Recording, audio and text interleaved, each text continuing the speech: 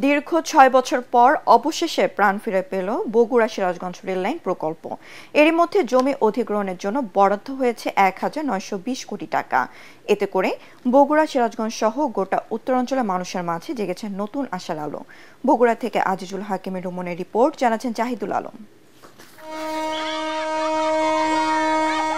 ২০১৮ সালের ৩০ অক্টোবর একনেক সভায় অনুমোদন করা হয় বগুড়া সিরাজগঞ্জ রেললাইন প্রকল্প।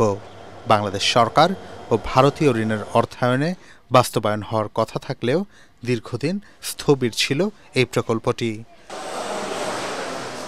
তবে সম্প্রতি জমি অধিগ্রহণের অর্থ ছাড় দেয়ায় শুরু হয়েছে মাঠ পর্যায়ের কাজ। বগুড়া অংশে ৪৮০ একর এবং সিরাজগঞ্জ অংশে ৪২০ একর জমি অধিগ্রহণে এরই মধ্যে জমির মালিকদের দেয়া হয়েছে নোটিশ। ৩ থেকে ৪ ঘন্টা সময় সেভ হবে, দ্বিতীয়ত অর্থনৈতিকভাবে লাভবান হবে। এটা সরকার নতুনভাবে ভূমি অধিগ্রহণের জন্য প্রজ্ঞাপন করছে, ওই হিসাবে আমাদের সময় প্রায় ৪ ঘন্টা কমে যাবে। সার্ভিসটা দ্রুততম সময়ে চালু হয়, আমরা একে তো ভোগান্তির হাত থেকে বাঁচব, অর্থনৈতিকভাবে লাভবান হব। এই প্রকল্প বাস্তবায়ন হলে বগুড়া থেকে ঢাকা যেতে ঘুরতে হবে না সান্তাহার, নাটোর, পাবনা, ঈশ্বরদী।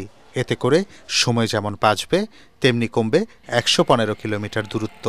সারাদিনে রেল কর্তৃপক্ষ ৮ জোড়া ট্রেনও চালায়, দিনে আপ ডাউন করে। আমার মনে হয় মানুষ আর বাসে যাবে না, মানুষ রেলমুখী হয়ে যাবে ১০০%।